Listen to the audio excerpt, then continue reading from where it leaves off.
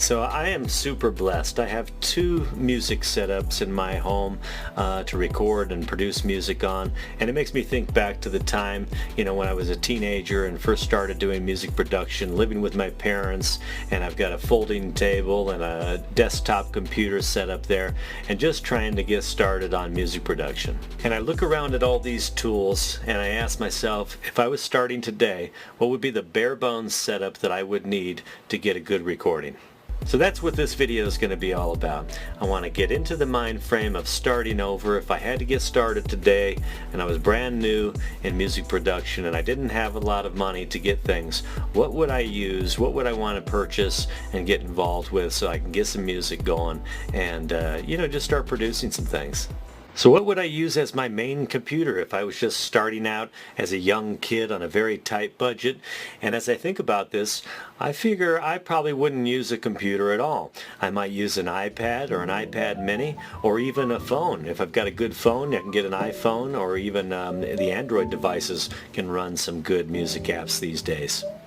Recording on my phone does have some challenges though. The screen is a little bit smaller, so if I had to choose and I had enough money, I would go for the iPad. Let's take a look at some prices here and what some of the differences are.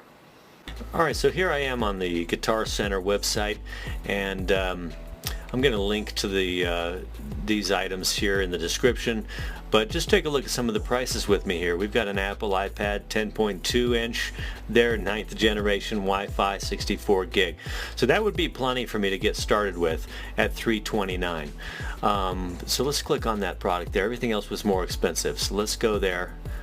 Alright, so it's got a 10-inch screen, long battery life, thin, light, good features, up to 256 gig, stereo speakers, right? That would be useful if I don't plan on getting any monitors. At least I can hear what I'm doing on that. It's going to be a little bit more powerful than a phone, so that would be a great way to go right there. Now once I have this iPad, what apps would I use, or what would I choose to make some music on? How about something totally free? Let's check out this. Here we are on the Apple website of GarageBand. This is a totally capable app for iPad and for iPhone, and what a great amount of software it has that's super high quality.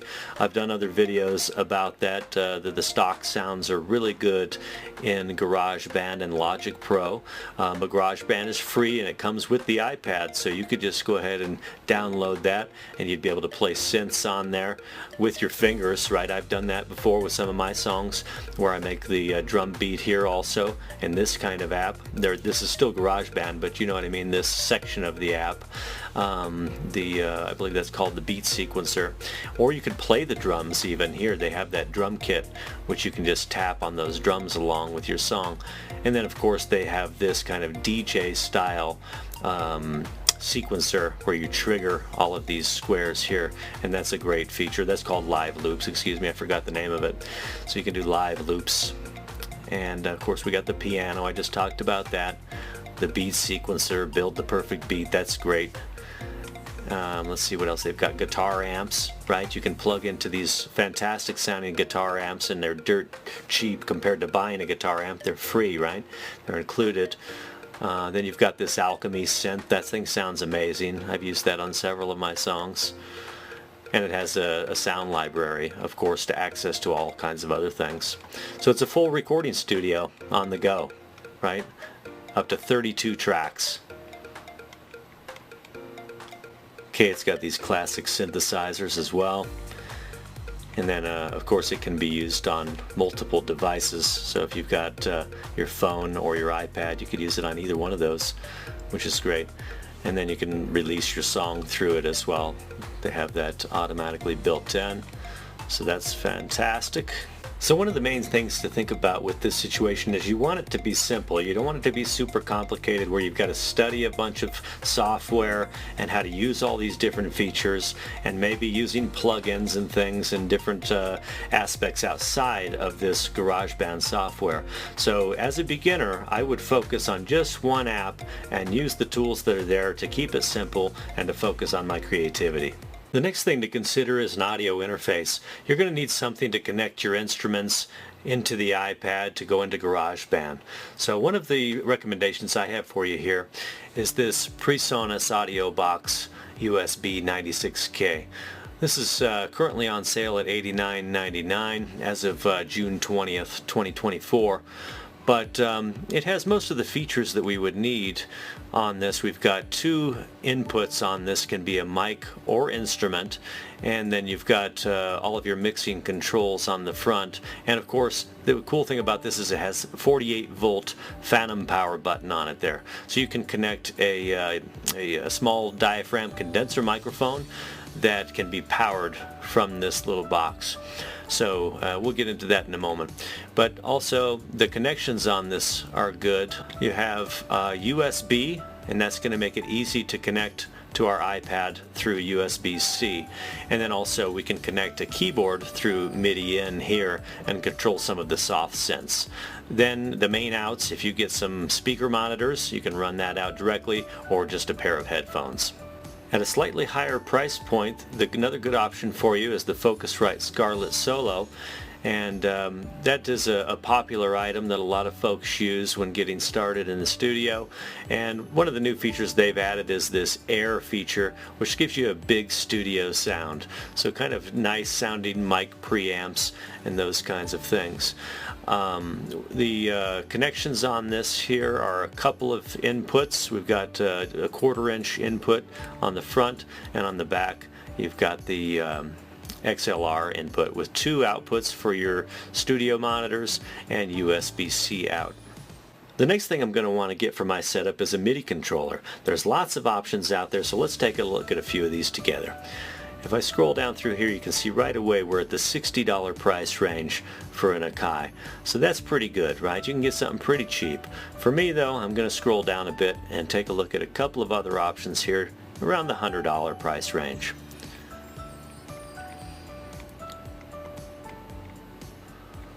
Let's go to page 2.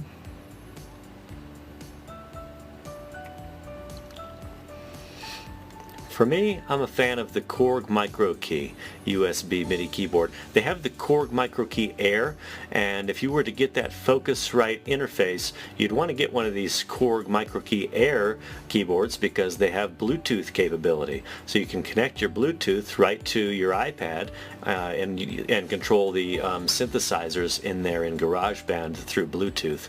This one in here, you can't do that with. You'd have to plug this thing in through USB or MIDI. Okay, now let's scroll down. That's a little bit small for me, but if you like that size, that could work for you. But I need something a little bit bigger. We've got 37 keys right here. Let's see if they've got a 64. Well, there's the Air, a 25 key, and 37 key for the Air. So this could probably work for you. If you got a small setup and you don't need anything too big, 37 keys could work. And these are small keys. They're not full-size keys, but they're actually pretty cool. Take a look at this. I have one here. This is the 64 key, I believe, is what they call their 61 keys. But they're smaller keys, but the touch sensitivity on it is excellent. It's very good quality for laying down some tracks on a small setup like this. So yeah, if you have the means, go pick this one up here. The 37 key is $160. If you need the larger one, just click through to that when you get on the Guitar Center page. Now, some of these keyboards come with drum pads built in. Some people like that a lot, but if I'm on a budget, I'm not going to get that. And the reason being is the iPad in GarageBand, it has those on the screen. You can pull it up to where there are these pads and you can tap them like samples, just like you would on one of these hardware devices. So I wouldn't spend the money on it. The next thing I need for my budget setup is a microphone. You're going to want to mic some stuff up or do some singing, right? So you're going to need to get something that you can work with. And here we can see I've got it set up for a Shure SM58 dynamic handheld vocal mic at $99. I actually have one of these in the studio here somewhere, but believe it or not, I can't find it. I don't know exactly where it is, but that's like I said before, I'm blessed. I have several microphones, and I'm not using the Shure SM58 right now. It might have gotten lost when I was gigging with the country band last summer, but I'm going to look for it here. But this Shure SM58 is tried and true. It's been used since the 80s, I think, is when it originally came out. And it's used a lot on vocals, and you can use it for guitars. But if you can afford it, you want to get a small diaphragm condenser mic or a large diaphragm condenser mic, depending on the price range. Let's take a look at one.